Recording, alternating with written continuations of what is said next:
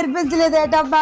ఈ నన్ను పెళ్లి చేసుకున్నాడా, నేను ఈయన దత్తత తీసుకున్నానా? ఇక్కడ జరుగుతున్నవన్నీ ఎందుకు ఈవిడ కూతురుతో చెప్తుంది? అదేమన్నా జడ్జి డాడ్ లిటిల్ ప్రిన్సెస్ అని చెప్పి ఇల్లు జైల్లో కూడా అర్థం కావట్లేదు.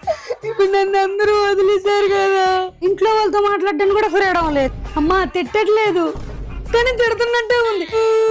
ఎటు వర్క్ చేయాలి, పని చేయాలి, ఇది బాగుంది. అమ్మాయితో సమానంగా చూస్తున్నాం అని చెప్తున్నారు. ఈ బోడిగా నా సైడ్ మాట్లాడుతున్నాడు, వాళ్ళ సైడ్ మాట్లాడుతున్నాడు అర్థం కాదు. మా అమ్మాయితో కంపేర్ చేసి చూస్తామని చెప్పాలి కానీ ఇదే పెద్ద విలన్ లాగా ఉన్నా. పీకి పాకం పెట్టేస్తుంటే ఇంకేం డాడ్ లిటిల్ ప్రిన్సెస్. నేను వర్కింగ్ ఉమెన్ అర్థం కావట్లేదు, హౌస్ వైఫ్ ను అర్థం కావట్లేదు. నాకు వచ్చిన మ్యాగీకి, పెరుగన్నానికి, గుడ్డ ఆమ్లెట్ కి రెండు కలిపి కొట్టేస్తున్నారు నాకు ఇల్లు. ఇదేమో మునక్కాయ పులుసు ఎడదావా, ఎగిరెడదావా అంటున్నారు. తర్వాత మాట్లాడతామా.